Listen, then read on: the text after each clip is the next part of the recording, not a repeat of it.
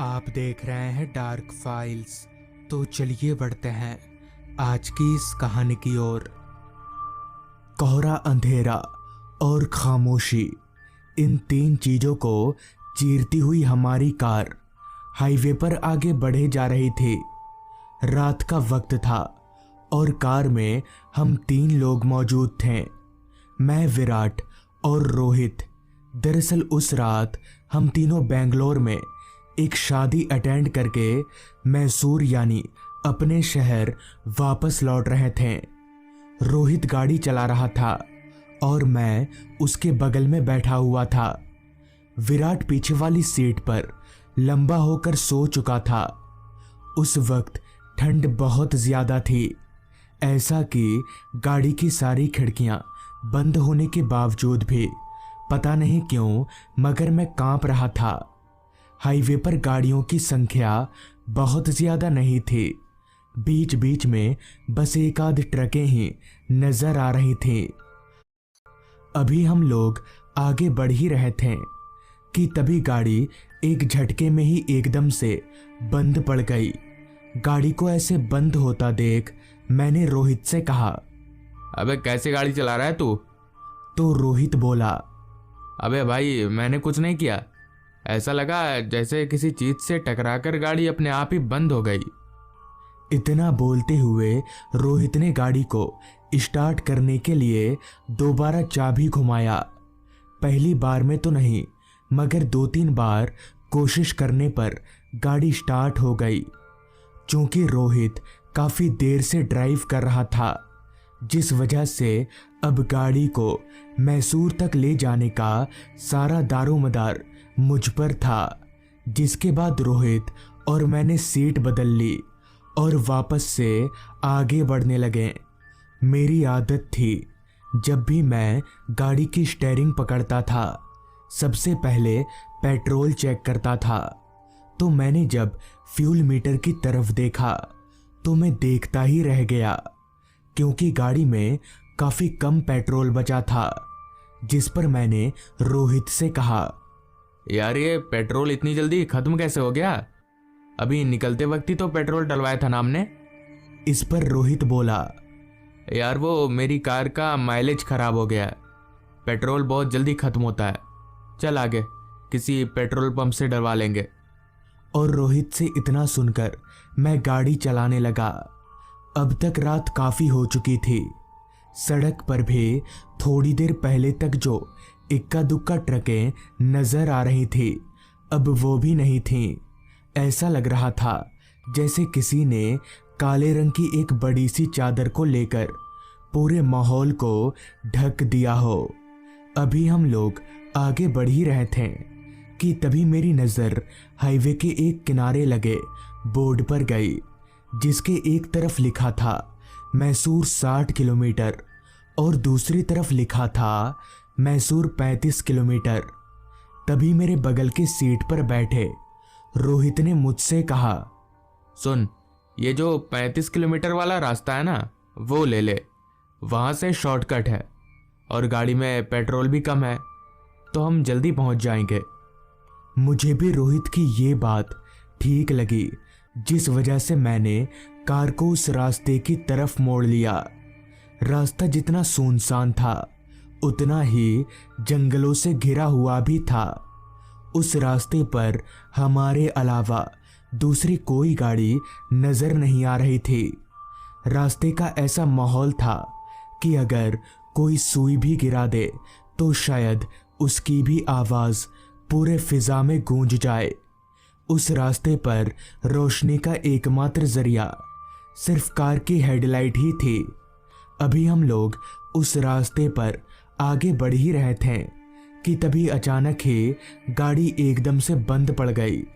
मैंने fuel metre की तरफ देखा तो गाड़ी का पूरा पेट्रोल खत्म हो चुका था।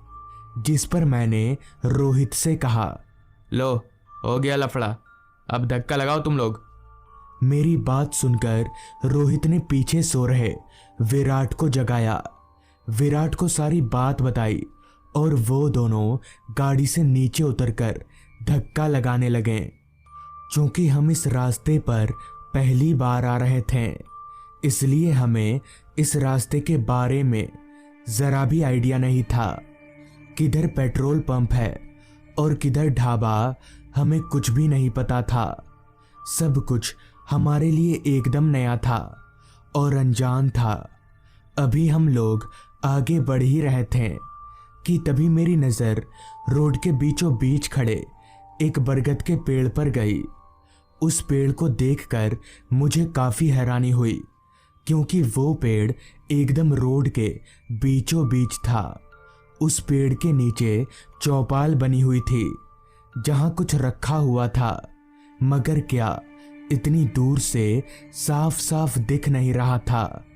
हॉर्न बजाकर मैंने रोहित और विराट को बुलाना चाहा, मगर हॉर्न बजाने के बावजूद भी उनमें से कोई भी सामने नहीं आया। उन दोनों को देखने के लिए मैं गाड़ी के बैक वाइंड शील्ड की तरफ मुड़ा, मगर गाड़ी के पीछे मुझे कोई नज़र नहीं आ रहा था। पर यह कैसे हो सकता है? अगर वो दोनों पीछे हैं ही नहीं तो गाड़ी को धक्का कौन दे रहा है? मैंने ब्रेक मारकर तुरंत गाड़ी रोका और गाड़ी से उतरकर जल्दी से पीछे की तरफ गया तो सच में पीछे कोई नहीं था। मेरी हैरानगी की कोई सीमा ना रही। आखिर दोनों लड़के गए तो गए कहाँ? मुझे कुछ समझ नहीं आ रहा था। सिवाय उन दोनों को फ़ोन करने के उस वक्त मुझे कोई दूसरा चारा नज़र नहीं आ रहा था। लिहाजा मैं कार से अपना मोबाइल निकालने के लिए सामने की तरफ गया और जैसे ही कार का दरवाज़ा खोला तो मेरे होश उड़ गए, क्योंकि विराट और रोहित दोनों कार में ही थे। उन दोनों को कार में अचानक देखकर मैं बुरी तरह से चौंक गया। तभी मैंने खुद को संभालते हुए उनसे पूछा, कहाँ थे तुम लोग? तो रोहित बोला, हम लोग तो यहीं पर थे हमेशा से।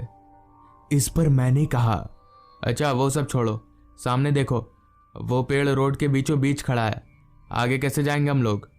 तो इस पर विराट बोला, उस पेड़ के बगल से एक रास्ता जाता है, उधर चल। विराट के ये कहने का लहजा कुछ अजीब सा था, जैसे वो यहाँ के बारे में सब कुछ जानता हो। मगर ऐसा कैसे हो सकता है? विराट भी तो मेरी ही तरह पहली बार इस रास्ते पर आया है। खैर, तभी मैंने कहा, मेरे साथ कोई एक जन चलो पीछे धक्का लगाने। मेरी इस बात पर रोहित तैयार हो गया और हम दोनों पीछे जाकर गाड़ी को धक्का लगाने लगे। गाड़ी को धक्का लगाते लगाते अब हम लोग उस बरगद के पेड़ के एकदम पास पहुंच चुके थे। तभी कार के अंदर बैठे विराट ने गाड़ी को उस रास्ते की तरफ मोड़ लिया। इसी दौरान जब मैंने उस बरगद के पेड़ की तरफ देखा तो पाया कि उस पेड़ के नीचे बने चौपाल पर बहुत से देवी देवताओं की फोटो वगैरह रखी हुई है। खैर, हम लोग कार को धक्का देते रहें। उस रास्ते पर थोड़ा आगे जाते ही मुझे अपने आसपास कुछ टूटे फूटे घर नजर आने लगे। उन घरों की हालत देखकर ये तो पक्का था कि उनमें कोई रहता नहीं होगा। कार को धक्का लगाते लगाते अब मैं काफ़ी थक चुका था, मगर रोहित वो अभी भी उसी तरह से बिना किसी भाव के धक्का लगाए जा रहा था, जैसे उसे थकान ही नहीं हो रही हो, जो कि मुझे बहुत अजीब बात लगी। आखिर रोहित जैसे दुबले पतले लड़के में इतनी शक्ति कहाँ से आ गई? जिस पर मैंने रोहित से कहा, क्या बे रोहित, क्या खाकर निकला था शादी से? इतनी ताकत कब से आ गई? थकावट नहीं हो रही? मेरी बात सुनकर रोहित बोला, मुझे तुम लोगों की तरह थकावट नहीं होती। रोहित के ये बोलने का तरीका और आवाज़ दोनों ही बहुत बदले बदले से थे, क्योंकि जहाँ तक मैं रोहित को जानता हूँ उसकी आवाज़ इतनी मोटी नहीं है। मगर फिर मैंने सोचा शायद ठंड की वजह से उसका गला बैठ गया होगा। ये सोचकर मैं बिना कुछ बोले चुपचाप गाड़ी को धक्का देता रहा। अभी मैं धक्का लगा ही रहा था कि तभी मेरे शर्ट के ऊपर वाली जेब में रखा मेरा फोन ज्यादा झुकने की वजह से जमीन पर गिर गया। अपना फोन उठाने के लिए मैं जैसे ही नीचे झुका तो सामने का नज़ारा देखकर मेरे होश उड़ गए, क्योंकि ठीक मेरे सामने जो रोहित कार को धक्का लगा रहा था उसके दोनों पैर पीछे की तरफ थे, यानी उल्टे थे। थोड़ी देर पहले तक जो चीजें मुझे समझ में नहीं आ रही थी, रोहित के उल्टे पैर देखकर धीरे धीरे सब समझ आने लगी थी। जैसे तैसे मैं उठकर सीधा खड़ा हुआ तो रोहित का चेहरा देखकर उस सर्द की रात में भी मेरे पसीने छूट गए। रोहित का चेहरा एकदम बदल चुका था। वो रोहित नहीं बल्कि कोई और था।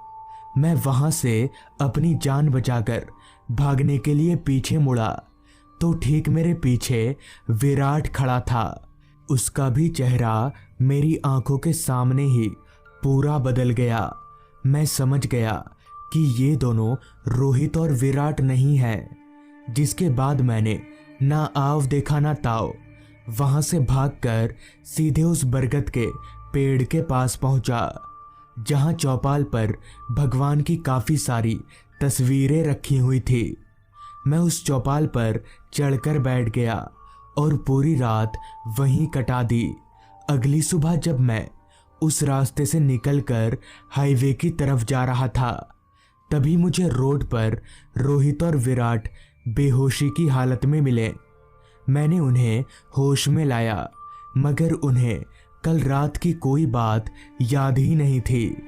बाद में हमें कहीं से पता चला कि वो रास्ता हॉन्टेड है और इसलिए उस रास्ते के अगल बगल जो घर थे वहाँ के लोग भाग गए और जाते वक्त उन्होंने ही उस बरगद के पेड़ पर भगवान की तस्वीरें रख दी थीं।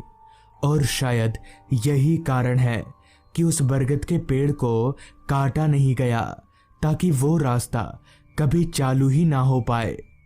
तो दोस्तों, ये थी आज की कहानी। अगर आपको ये कहानी अच्छी लगी हो तो चैनल को ज़रूर सब्सक्राइब कर लें। तो मैं आपका दोस्त आर्यन जल्द ही मिलूंगा आपसे ऐसी ही एक कहानी के साथ।